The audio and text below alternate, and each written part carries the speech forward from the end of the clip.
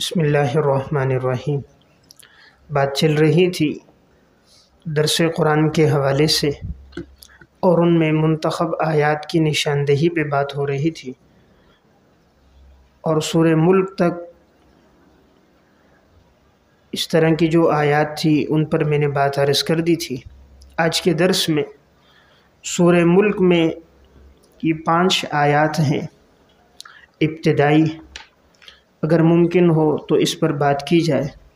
تبارک الذی بیدہ الملک سے لے کر وللذین کفروا بربہم عذاب جہنم، ان آیات کے اندر 3 اہم احکامات کا تذکرہ ہے۔ نمبر 1، اللہ رب العزت کی بادشاہت، سلطنت اور قدرت کا تذکرہ پہلی آیت میں، تبارک الذی بیدہ الملک وہو علی کل شیء قدیر۔ دوسری آیت میں موت اور حیات کا تذکرہ، اور اس پر گفتگو کی جائے کہ یہ صفت صرف اللہ رب العزت کی ہے، کائنات میں یہ اختیار کسی کے پاس نہیں۔ اور یہاں موت کا تذکرہ حیات سے پہلے یہ اشارہ ہے کہ انسان موت کے لیے پیدا ہوا ہے، موت کی فکر زیادہ کرے، ورنہ تو نفس الامر میں حیات پہلے ہے، موت بعد میں ہے۔ اور تیسری اہم چیز، انسان کی پیدائش کا مقصد کیا ہے وہ بیان کیا گیا ہے، اور عبادت میں اصل چیز کثرت نہیں بلکہ اخلاص کی طرف متوجہ کیا ہے۔ لیبلوکم ایکم احسن عملا، یہ نہیں فرمایا اکثر عملا، تو کثرت نہیں مطلوب، کیا مطلوب؟ احسن عملا، بلکہ دیکھنا خوبصورت طریقہ، یعنی اخلاص کے ساتھ کس نے عبادت کی ہے، بظاہر وہ کم کیوں نہ ہو لیکن اگر اخلاص ہو تو اللہ کے ہاں اس کا اجر و ثواب زیادہ ہے۔ پھر اس کے بعد آگے آسمان کی تخلیق، اور آسمان کی تخلیق میں اللہ رب العزت نے کس طرح پیدا کیا اس چیز کا تذکرہ ہے کہ تم بارہا اپنی نگاہوں کو لوٹاؤ، فرجع البصر هل تری من فطور، تو انسان کو اس میں کوئی فطور، کوئی کمی نظر نہیں آتی۔ اس کے بعد آگے ایک آیت ہے، آیت نمبر 10، وَقَالُوا لَوْ كُنَّا نَسْمَعُ أَوْ نَعْقِلُ مَا كُنَّا فِي أَصْحَابِ السَّعِيرِ۔ اس آیت میں انسان جو جہنم سے بچے گا 2 چیزیں ہیں، یا تو انسان کے پاس خود وہ سن کر سمجھ جائے یا عقل ہو۔ اب سن کر پیروی کرنا یا خود سمجھ و فہم ہو، یعنی مجتہد ہو، خود بصیرت ہے، عقل ہے، مسائل کا استنباط استدلال کر سکتا ہے، اور نہیں ہے تو کوئی ماہر فن اور صاحب علم آدمی کی بات سن کر اس کی پیروی کرے۔ اگر ان دونوں طریقوں سے آدمی ہٹ جاتا ہے تو پھر وہ عموماً ہدایت پر باقی نہیں رہتا، یا تو خود فہم و فراست ہو اور یا فہم و فراست والوں کی بات سن کر ان کی پیروی ہو۔ سورہ قلم کی ابتدائی آیات میں اللہ رب العزت نے جہاں قلم کی قسم کھا کر اس کی اہمیت کو بیان کیا، تو اس میں آپ ممکن ہو علامہ ابن قیم رحمۃ اللہ علیہ کی کتاب ہے التبیان فی اقسام القرآن، تو اس میں انہوں نے قلم کے تحت بڑی تفصیل بیان کی ہے، قلم کی قسمیں کتنی ہیں، قلم کے فوائد، تاریخ کے فوائد، لکھنے کے فوائد، کہ جتنا بھی علم محفوظ ہے وہ قلم کے ذریعے محفوظ ہے۔ آج تک جو اب احادیث محفوظ ہیں، تاریخ کی باتیں محفوظ ہیں، سلف کے اقوال ہیں، وہ سب تحریر کی وجہ سے۔ اگر یہ تحریر نہ ہوتی تو امت کی طرف اتنا بڑا یعنی گویا ہدایت کا ذریعہ یہ نہ پہنچ سکتا۔ تو اس کے تحت ابن قیم کی اس کتاب میں بڑی عمدہ تفصیلات ہیں، التبیان فی اقسام القرآن، تو قلم کی اہمیت اور قلم کی اقسام اور اس کے فوائد کا انہوں نے تذکرہ کیا۔ اسی طرح سورہ قلم آیت نمبر 25 سے لے کر آیت نمبر 33 تک یہ بھائیوں کا قصہ ہے کہ ان کو اللہ تعالیٰ نے ایک باغ عطا کیا تھا۔ والد تو نیکوکار تھا لیکن ان کی نیت میں فطور آ گیا کہ ہم کیوں مساکین کو، یتیموں کو دیں۔ تو جب یہ لوگ صبح آئے تو انہوں نے اس جگہ کو بالکل چٹیل اور ویران پایا، اور ان کو پھر اپنے اس کیے پر بہت زیادہ ندامت اور پچھتاوا ہوا۔ تو اس ضمن میں بات کی جا سکتی ہے سخاوت پر، سخاوت کے واقعات پر، اور جو بخیل ہوں ان کے مال کی ہلاکت اور نقصان پر۔ سورہ قلم کی جو آخری 3 آیات ہیں ان پر گفتگو کی جائے، خاص طور پہ وَإِن يَكَادُ الَّذِينَ كَفَرُوا لَيُزْلِقُونَكَ بِأَبْصَارِهِمْ، ان آیات کی اہمیت بیان کی جائے، اور ان کی ایک تاثیر ہے کہ عموماً جس پر سحر ہو یا نظر بد ہو تو ان آیات کو پڑھ کر اگر دم کیا جائے صبح و شام 7 دفعہ، تو اس کا اثر عموماً یہ رہتا ہے کہ انسان سے وہ نظر کا اثر ختم ہو جاتا ہے۔ یہ ایک تجرباتی بات یہ ہے کہ اگر لال مرچ گھول والی لی جائیں 21 دانے اور اس پر 7 دانوں پر ہر دانے پر یہ آیت 7 دفعہ پڑھی جائے اور 7 دانوں پہ پڑھ لینے کے بعد جس پر نظر ہو اس پر گھما دی جائے اور اس کو جلا دیا جائے، صبح و شام یہ عمل کریں اور یہ 3 دن تک ہو تو نظر کا اثر ختم ہو جاتا ہے۔ گول مرچ ہو لال والی اور ہر مرچ پہ 7 دفعہ ان 2 آیتوں کو پڑھا جائے اور جس پہ نظر ہے اس کے اوپر اس کو گھما دیا جائے، گھمانے کے بعد جلا دیا جائے، 3 وقت میں یا 3 دنوں میں یہ عمل کریں تو ایک تجرباتی بات یہ ہے کہ اس سے فائدہ ہوتا ہے اور نظر بد کا اثر ختم ہو جاتا ہے۔ سورہ حاقہ میں 2 جماعتوں کا تذکرہ ہے، ایک وہ جماعت جن کو اللہ تعالیٰ دائیں ہاتھ میں نامہ اعمال دے گا، ایک وہ جن کو بائیں ہاتھ میں نامہ اعمال دے گا۔ یہ آیت نمبر 19 سے لے کر آیت نمبر 27 تک، تو یہ بڑی اہم آیات ہیں اور دونوں جماعتوں کے صفات کا اس میں تذکرہ ہے، اور جب ان کو نامہ اعمال ملے گا اس وقت ان کی کیفیت کیا ہوگی اس کا ذکر ہے۔ تو ممکن ہو ان پر درس دیا جائے، فَأَمَّا مَنْ أُوتِيَ كِتَابَهُ بِيَمِينِهِ فَيَقُولُ هَاؤُمُ اقْرَءُوا كِتَابِيَهْ، وہ لوگوں کو پکار کر کہے گا آؤ میرے نامہ اعمال کو پڑھو، تو اس کی کیفیت کیا ہوگی، اور جس کو بائیں ہاتھ میں ملا اس کی کیفیت کیا ہوگی۔ سورہ معارج کی ابتدائی جو آیات ہیں، تقریباً ابتدائی 17 آیتیں ہیں، اس میں اللہ تعالیٰ نے قیامت کی ہولناکی کو بیان کیا۔ اس مناسبت سے قیامت پر گفتگو کی جا سکتی ہے، قرآن کریم کی دیگر آیات پڑھ کر بھی قیامت کی ہولناکی ہو، خاص طور پہ اس آیت میں تعرج الملائکۃ والروح الیہ فی یوم کان مقدارہ 50,000 سنہ، کہ دن کتنا ہوگا 50,000 سال کے برابر، عذاب کی کیفیت اس میں کیا ہوگی، پہاڑوں کی حالت کیا ہوگی، تکون الجبال کالعہن، آسمان یوم تکون السماء کالمہل، پگھلے ہوئے تانبے کی طرح ہوگا، پہاڑ روئی کی طرح ہواؤں میں بکھر جائیں گے۔ یہ بتانا یہ ہے سب سے وزنی طاقتور چیز پہاڑ ہے، جب پہاڑ بکھر گیا تو انسان کی کیا حیثیت ہے، اور سب سے وزنی چیز آسمان ہے، اور جب آسمان جو ہے وہ ریزہ ہو جائے گا، اذا السماء انشقت، پھر انسان کی کیا حیثیت ہے۔ تو بہرحال اس ضمن میں قیامت کی ہولناکی کو بیان کیا جائے۔ اس میں 4 صورتوں میں قیامت کی ہولناکی زیادہ ہے، سورہ نبأ، سورہ انفطار، سورہ تکویر، اور اسی طرح سورہ ابراہیم کا جو آخری رکوع ہے، وَلَا تَحْسَبَنَّ اللَّهَ غَافِلًا عَمَّا يَعْمَلُ الظَّالِمُونَ۔ ان آیات سے قیامت پر کے واقعے پر بات ہونی چاہیے، اور ان آیات کو پڑھ کر ان کی روشنی میں تفصیل و نصوص کا اپنا ایک اثر ہوتا ہے۔ اسی طرح اسی سورہ معارج میں مومنین کی چند صفات کا بیان ہوا ہے کہ مومنین میں کیا صفتیں ہوتی ہیں، تو یہ آیت نمبر 23 سے لے کر آیت نمبر 34 تک۔ پہلی صفت ہے الذین علی صلاتہم دائمون، نماز پر ہمیشگی۔ دوسری صفت والذین فی اموالہم حق معلوم، اللہ کے راستے میں خرچ کرنا ہے، سائل کو بھی دینا ہے، جو نہ مانگے اس کو بھی دینا ہے، یعنی سفید پوش آدمی ہو۔ والذین یصدقون بیوم الدین، نمبر 3 قیامت کی تصدیق ہے۔ چوتھی اور اہم صفت والذین من عذاب ربہم مشفقون، خشیت، خوف خدا، اللہ کا ڈر بہت ہے۔ 5ویں صفت والذین هم لفروجہم حافظون، اور 2 کا استثناء ہے، گھر والی اور باندی، اس کے علاوہ کوئی تلاش کرے فاولئک هم العادون۔ اس ضمن میں لواطت پر، ہم جنس پرستی پر، حیض اور نفاس کے ایام پر، اور اسی طرح اپنی خواہش کو کسی اور طریقے سے پورا کرنا، وہ سب اس میں داخل ہے۔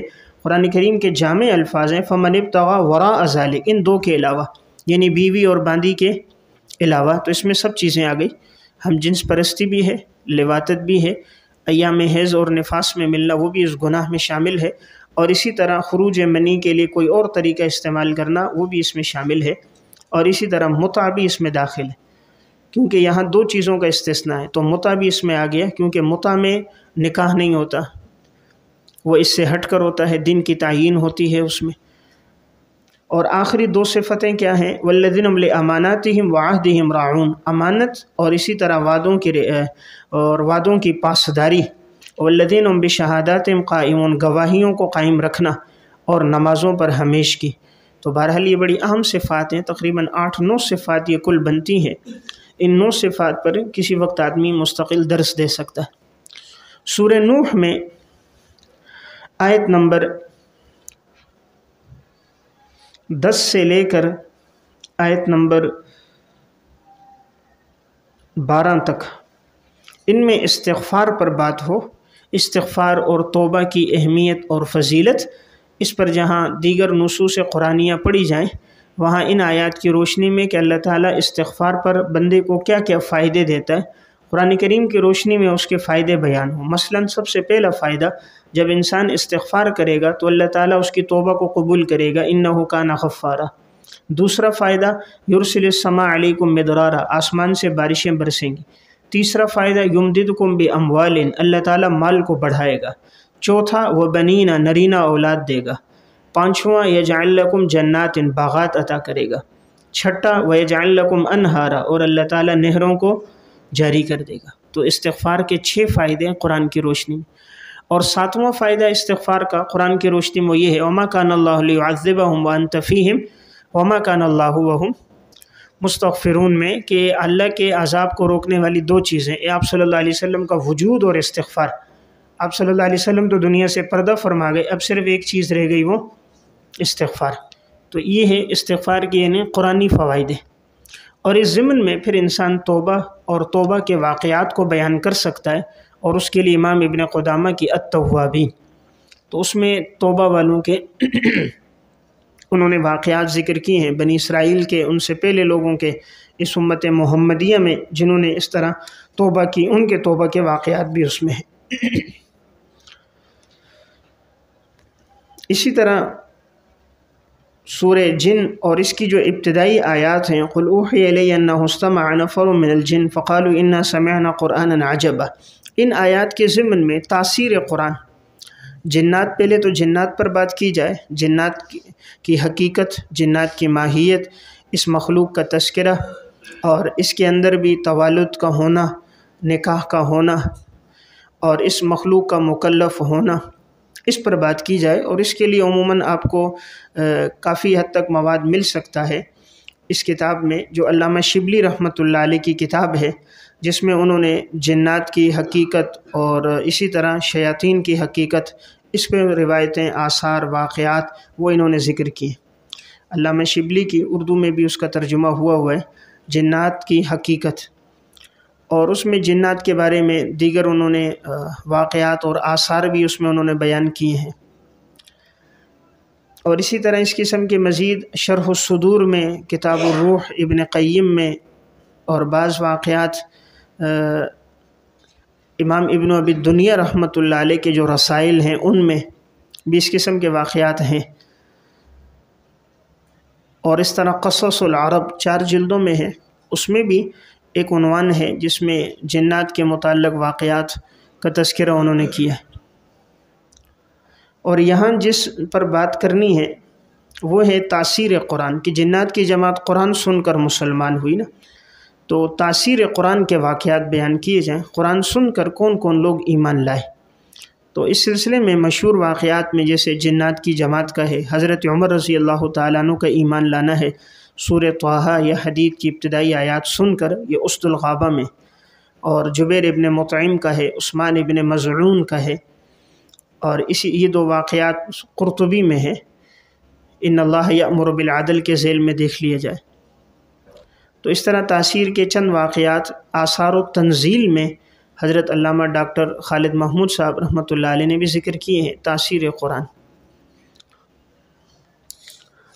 سورہ مزمل میں ممکن ہو تو مکمل صورت ہی کا درس دیا جائے، اور خاص طور پر ابتدائی جو چند آیات ہیں اس میں تہجد کی بڑی اہمیت کو بیان کیا گیا کہ یا ایھا المزمل قم اللیل الا قلیلا، اللہ تعالیٰ نے فرمایا کہ آپ رات کو کھڑے ہو جاؤ مگر تھوڑا دیر، یعنی کچھ وقت آرام کریں باقی کھڑے ہو جائیں۔ پھر آگے فرمایا نصف رات ہو، پھر نہیں کچھ اون قسم منہ قلیلا، تھوڑا سا کم کر دیں، نصف رات ہو لیکن تھوڑا سا کم ہو، پھر او زد علیہ، نہیں تھوڑا سا اضافہ ہو، یعنی جتنا زیادہ قیام اللیل ہو، اور قیام اللیل میں بھی اصل چیز ورتل القرآن ترتیلا، قرآن کریم پڑھنا ہے، اور وہ بھی ترتیل اور تجوید کے ساتھ۔ اور وجہ کیا ہے کہ ہم نے آپ کے اوپر بہت بھاری چیز نازل کی ہے، قرآن کریم، تہجد کا فائدہ سب سے اہم ان ناشئۃ اللیل ہی اشد وطئا واقوم قیلا، یہ دو بڑے اہم فائدے۔ پہلا فائدہ کیا ہے کہ نفس کو رون دیتا ہے، نفس کو رون دیتا ہے۔ تہجد پڑھنے والے کی خواہشات کم ہو جاتی، دنیا کی طرف رغبت نہیں رہتی، مال کی محبت میلان نہیں رہتا، اور تہجد ہر دن کی تہجد سے عزت بڑھتی۔ ایک تجرباتی بات عرض کر رہا ہوں، تہجد کا اہتمام شروع کریں، ہر دن آپ کی عزت میں، آپ کے وقار میں، آپ کے علم میں، آپ کے عمل میں، آپ کی محبوبیت میں اضافہ ہوگا، خود آپ کو محسوس ہوگا۔ یعنی جس عمل کا نقد فائدہ ملتا ہے نا وہ تہجد ہے، باقی اعمال بھی ہیں ان کا کوئی انکار نہیں، لیکن جس دن اس کو آپ شروع کریں گے اگلے دن سے آپ کو اپنی زندگی میں خود اس کے فائدے نظر آنا شروع ہوں گے۔ آپ کے وقت میں برکت بڑھے گی، حافظے میں برکت بڑھے گی، اعمال میں توجہ بڑھے گی، لوگوں کے دلوں میں محبت بڑھے گی، نفرت کرنے والے عزت کریں گے، دھتکارنے والے قریب کریں گے، دور بھاگنے والے خود آئیں گے، سلام نہ کرنے والے جھک کر ملیں گے۔ تو تہجد کے اہتمام سے محبوبیت مقبولیت بڑھتی۔ اور یہاں دو باتیں اہم ہیں، ایک تو نفس کو چل جاتا ہے، دوسری چیز کیا ہے وہ اقوم وقیلا، بات درست ہوتی ہے، دل پر اثر کرتی۔ تہجد پڑھنے والے کی زبان میں تاثیر بہت ہوتی،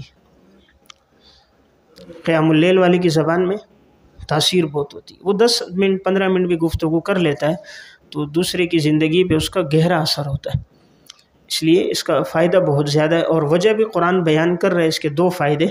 دیکھیں آپ صلی اللہ علیہ وسلم کی مصروفیت کا بھی اللہ رب العالمین کو علم ہے، فرمایا ان لک فی النہار صبحا طویلا، یقیناً آپ کے لیے پورا دن جو ہے وہ گویا تیرنا ہے، آپ کی مشغولیت بہت ہے، سارا دن گویا آپ کی مشغولیت میں گزر جاتا ہے، کسی کے فیصلے کرنا ہے، کسی کی بات سننی ہے، لوگوں کو دین کی طرف بلانا ہے، اس لیے دن بھر میں تو اتنا وقت نہیں، لیکن رات کا وقت کس لیے رکھو؟ عبادت کے لیے رکھو۔ اس سلسلے میں اگر کسی ساتھی کا ذوق ہو تو اس میں جو بیانات ہفتہ وار چل رہے ہیں اس میں ایک بیان آگے چلے گا 8ویں نمبر پر، تہجد کی اہمیت، فضیلت اور حضرات سلف کا قیام اللیل کا اہتمام۔ اس میں الحمدللہ کافی واقعات ہیں، 60-65 صفحے پر مکمل ہو گئے۔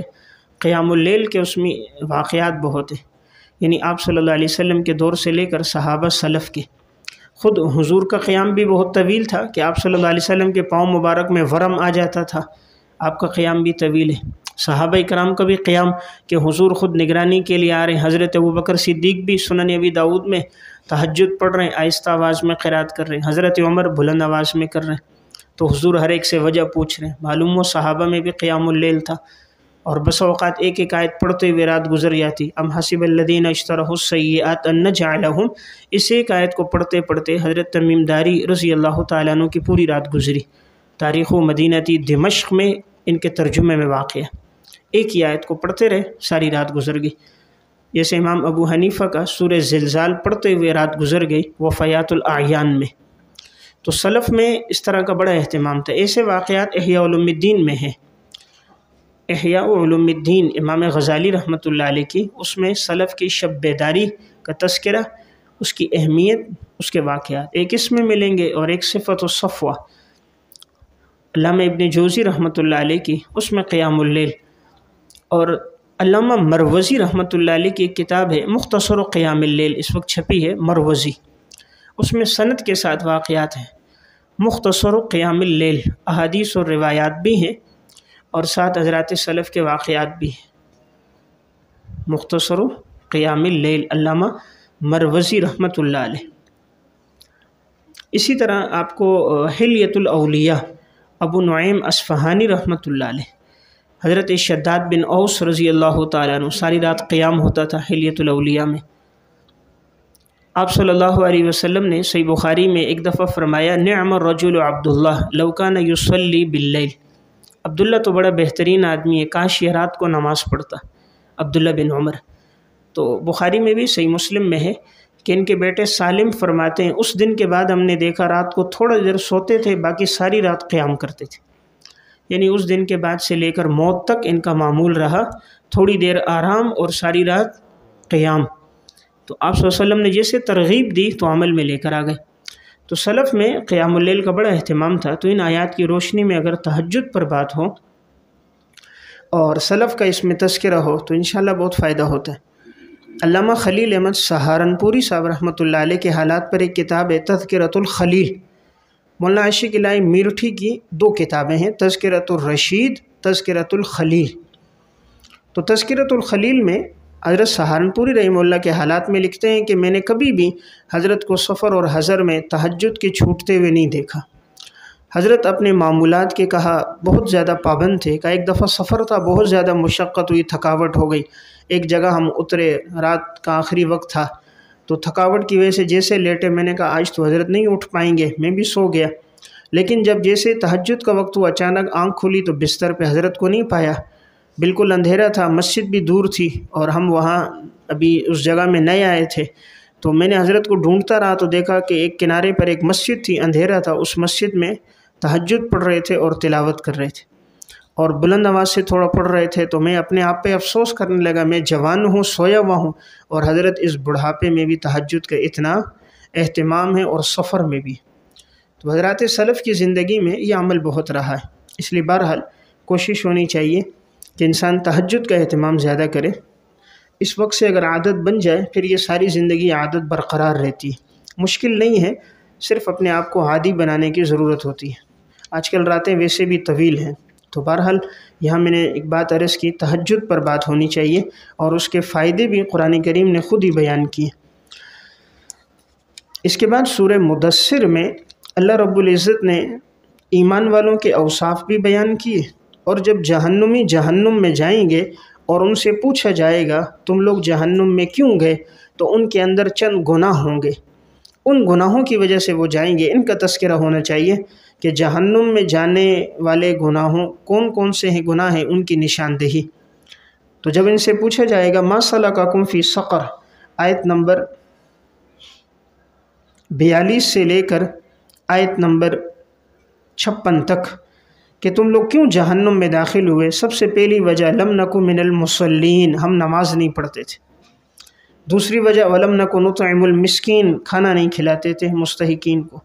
نمبر 3 وکننا نخوض مع الخائضین، اور ہم مشغول ہو جاتے تھے، مشغول ہو جانے کے ساتھ باس مباحثہ، لا یعنی باتیں، بے فائدہ کاموں میں، جیسے آج کل ہوتا ہے فضول لا یعنی باتیں ہیں، سیاسی گفتگو ہے جس کا کوئی حاصل نہیں، اور اس میں لگ کر لمبی چوڑی باتیں آپس میں لگی رہتی ہیں، کوئی فیس بک پہ لگیں، کوئی واٹس ایپ پہ لگیں، کوئی میسیج میں لگے ہوئے ہیں۔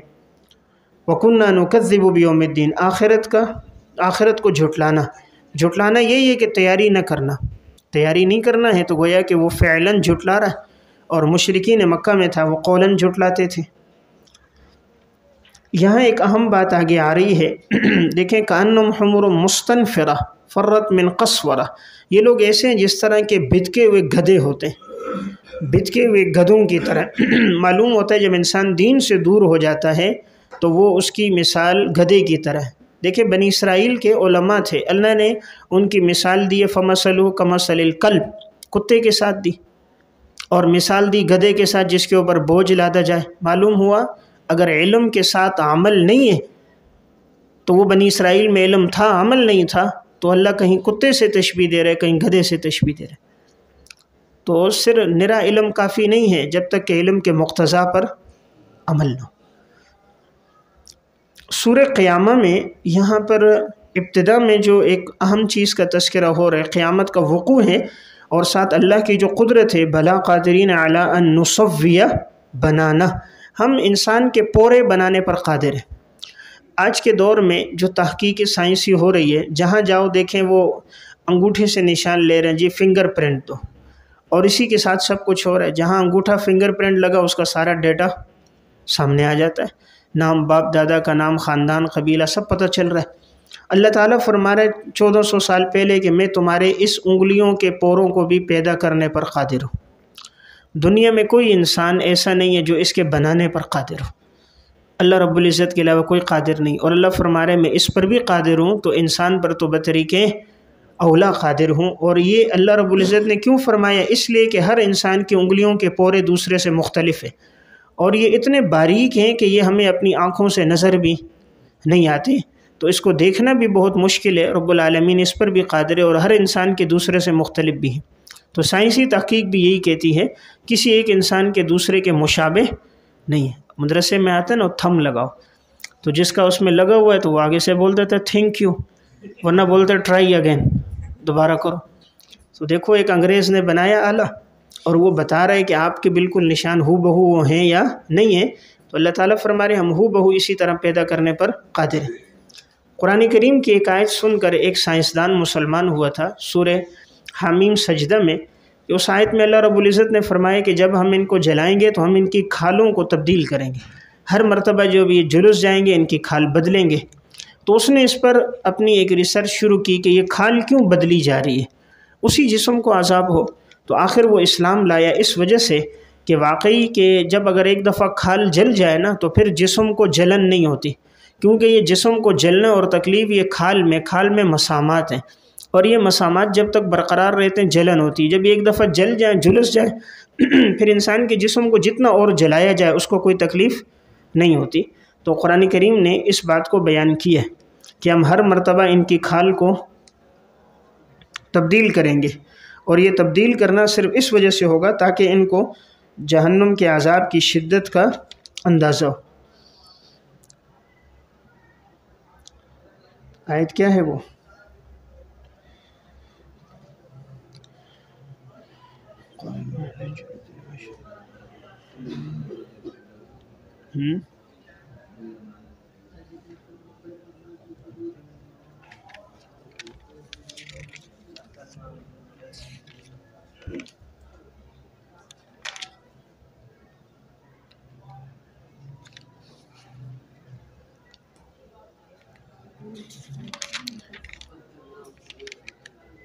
کس جگہ پر ہے؟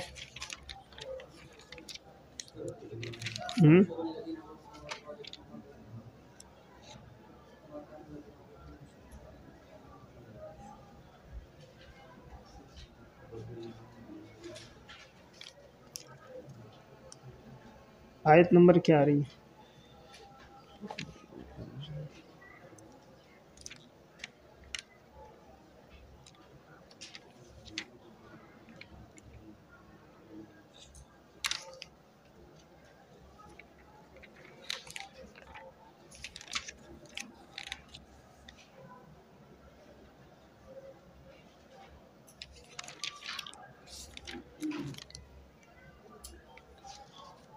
سارے بھی رمضانی حافظ ہو۔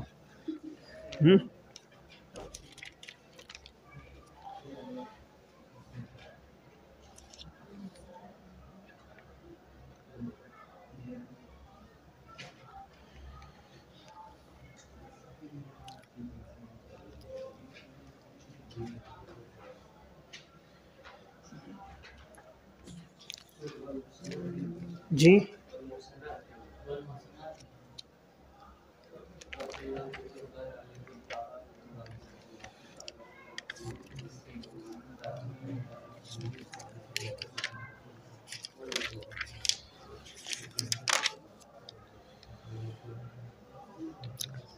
یہ سورہ نساء آیت نمبر 56 میں ہے۔ کلما نضجت جلودہم بدلناہم جلودا غیرہا لیذوقوا العذاب، جب بھی ان کی کھالیں جل جائیں گی تو ہم ان کی کھالوں کو دوسری کھالوں کے ساتھ تبدیل کر دیں گے تاکہ وہ عذاب کو چکھیں۔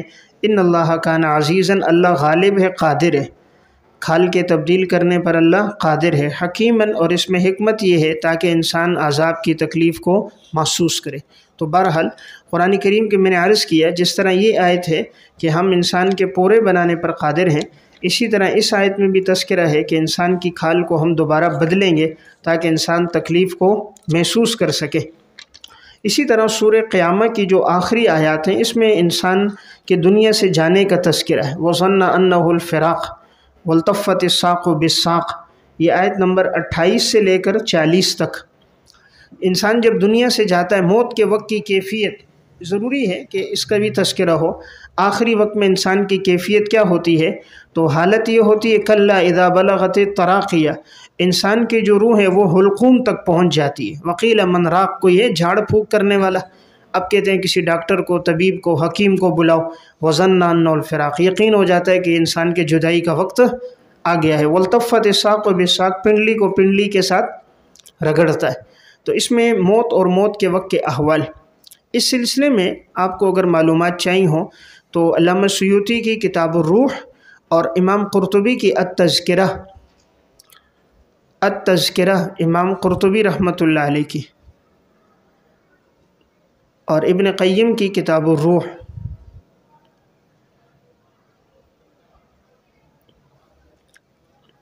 اور اگر موت کے بعد کے احوال دیکھنے ہوں، انسان جو موت کے بعد جو لوگ زندہ ہوئے، تو من عاش بعد الموت، ابن ابی الدنیا رحمۃ اللہ علیہ کی موت کے واقعات بھی ہیں، موت کے بعد جو لوگ زندہ ہوئے اس قسم کے ان کے واقعات بھی ہیں۔ سورہ دہر میں اللہ رب العزت نے جنت کے انعامات کا تذکرہ کیا اور جنت کی نعمتوں کا ذکر ہے۔ یہ آیت نمبر 9 سے لے کر آیت نمبر 22 تک، آیت نمبر 9 تا 22، اس میں جنت اور جنت کے انعامات کا ذکر ہے۔ تو اگر ممکن ہو یہاں تفصیلی بات ہو سکتی ہے اور جنت کی نعمتوں کا تذکرہ کیا جا سکتا ہے۔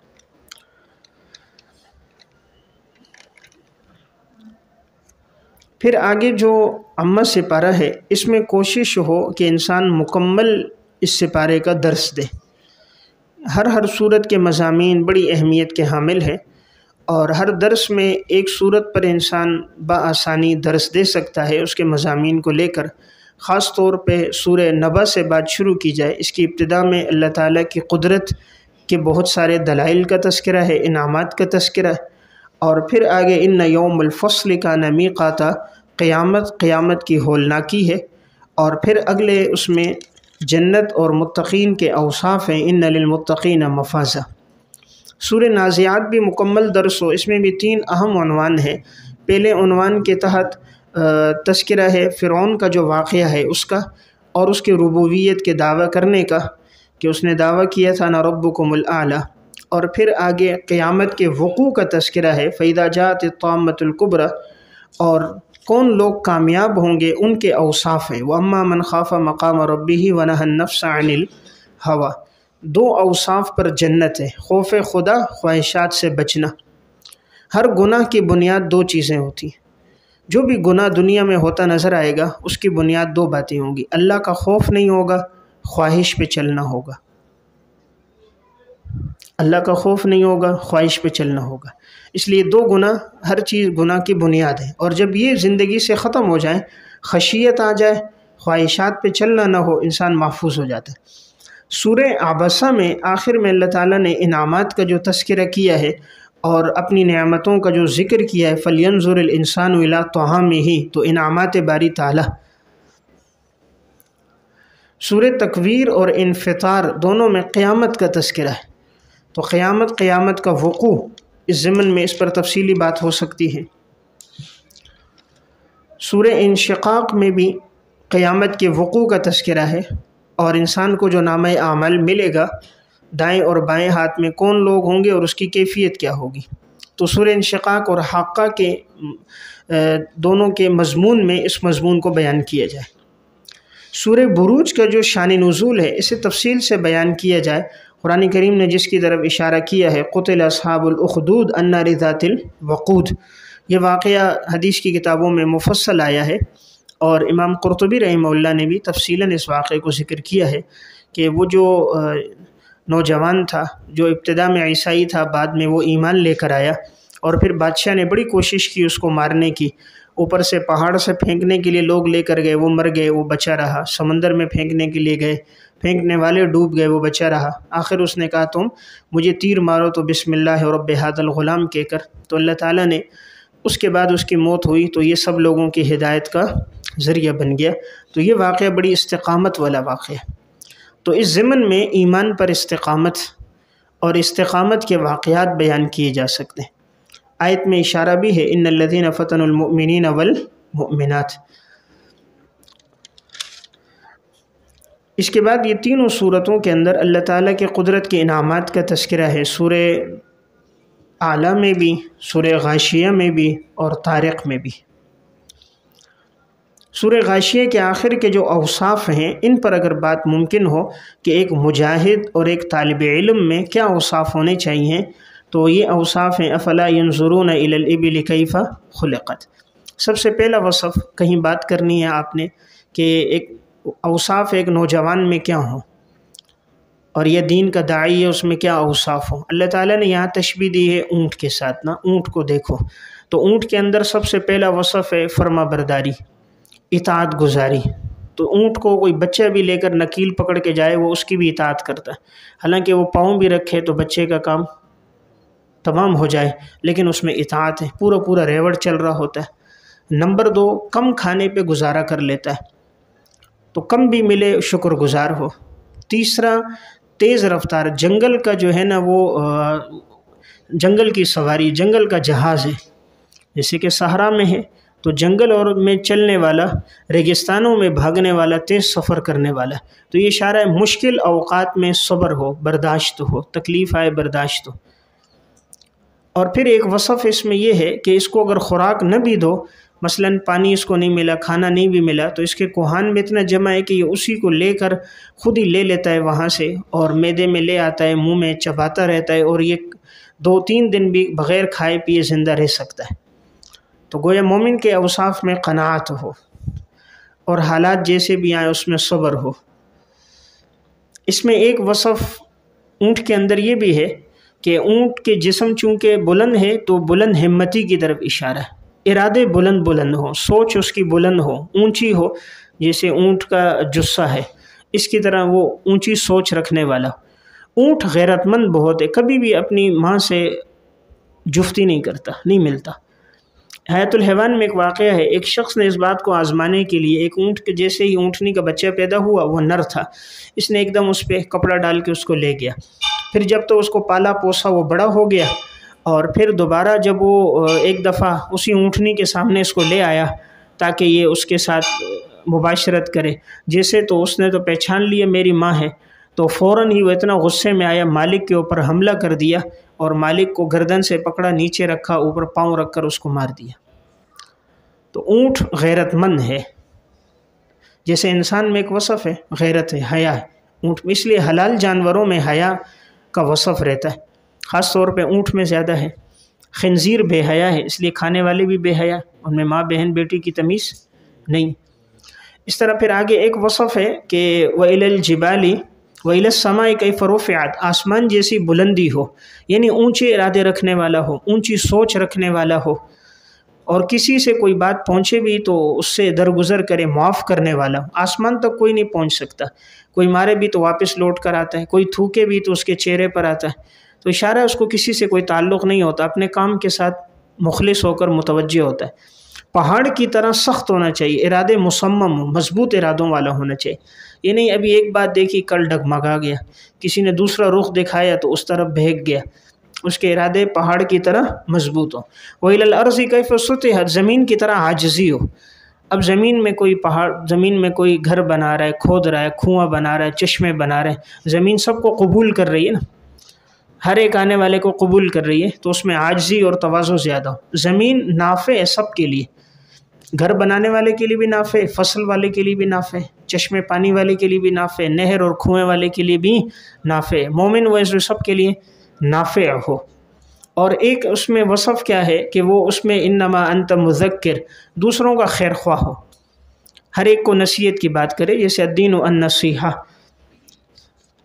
بہرحال اسی طرح اس کے سورہ فجر، اس کے آخر میں بھی اوصاف بیان کیے گئے مومنین کے، اور جو جہنم میں جائیں گے ان کے بارے میں بتایا گیا کیوں جائیں گے۔ ان میں 3 باتیں ہوں گی کہ یتیموں کا خیال نہیں رکھتے تھے، کلا بل لا تکرمون الیتیم ولا تحاضون علی طعام المسکین وتأکلون التراث اکلا لما، تو ان اوصاف کا تذکرہ اور جہنم میں جانے کی وجوہات۔